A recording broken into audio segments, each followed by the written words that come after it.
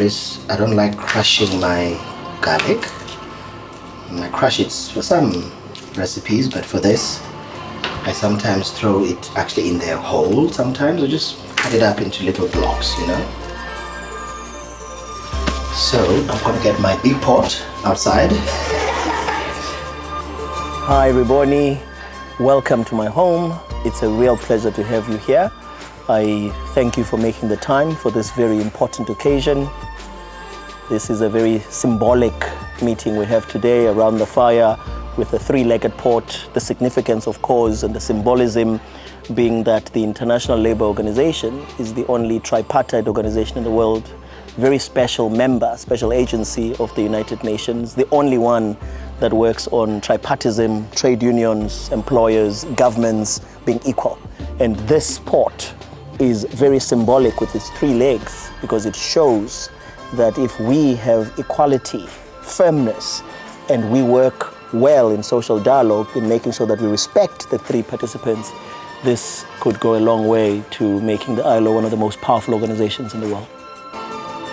The ILO is simply really the mother of the workplace. So anything you can think about in the workplace comes from the ILO, from as simple as how many hours people work to as complicated as conventions that relate to freedom of association, conventions on violence and harassment, minimum wage dispensation, Convention 131. That is what the ILO does, Riboni. How it's structured is that you have the trade unions, you have the employers, and you have the governments. So the way it works is that the all-encompassing governing platform would be the International Labour Conference, the ILC, and the ILO up until COVID has had this every June for the last 102 years now. And then the decisions in between that give meaning to the decisions that were taken by the ILC are made, or rather the operationalization of those decisions is by the governing body. The governing body is a very representative body that is made up of all the regions, all 5 regions of the world. And so every time the governing body meets, which is in March, a little bit in June, and in October, that's how the ILO runs.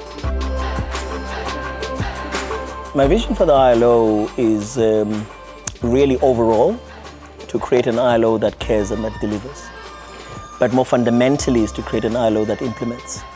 It's well and good to have all these standards, this very rich legacy that the ILO has created, the conventions that we have, freedom of association, for example, Convention 87, minimum wage dispensation, Convention 131. These are all lovely, but they are meaningless if you can't implement and have the national members of the ILO that ratify them, who always are excited to ratify, take a photo with the DG. I don't know what they do with the photo. But it is meaningless if you cannot go back to the people that are supposed to be impacted to make sure that you monitor that it works when you have implemented, and for those who've just ratified, to make sure there's implementation. One has got to also consult with the staff, the people that make these things happen. And that's the caring part. When I talk about the ILO that cares and an ILO that delivers, you focus on the sustainability within the workplace because people spend most of the time there. I think for me, if we could do that, it would go a long way. And the second one is really to tweak the rich legacy that it's created over the years so that you give it relevance, so that you sort of update it to appeal to the normal person in the street, the young people who some of them have never heard of the ILO, who don't even know there's an organization like that in the world that is there to make sure, especially now in the COVID environment, in the post-COVID environment, that the ILO works well. But perhaps looking at differently, what would really be important, I think, for me to look back and think I did great, would be to rebuild what I believe was the rationale for having the ILO: trust in the tripartite. There's no trust. The three don't trust each other. Okay? And until the such time that there is trust, which comes out of, I think, genuine consultation, genuine listening, genuine social dialogue, I believe it comes out of a thorough preparation and transparency and governance that I mentioned by the Secretariat earlier on. I would like to build that. Because once you build that, everything gets easier, It's like riding a bike, but it's not a good example because it's 3. You know, a bike you ride 1 or 2, so I'll spare you with that. But if you were to take the symbolism of a tandem bike and put it into 3, when you have 3 people, you know, the importance of it is that you must be synchronized. And you can only be synchronized if you trust each other.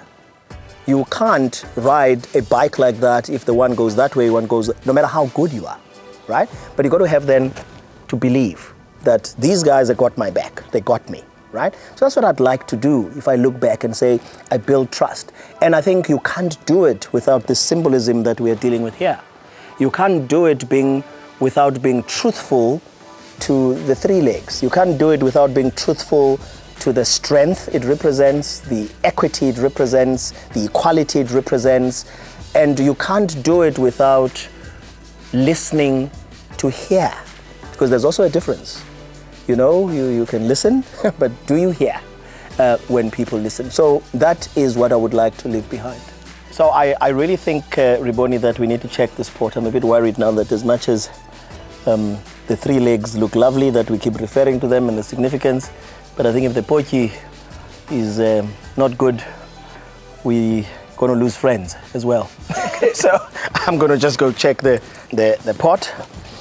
So I'll remove the pot and rather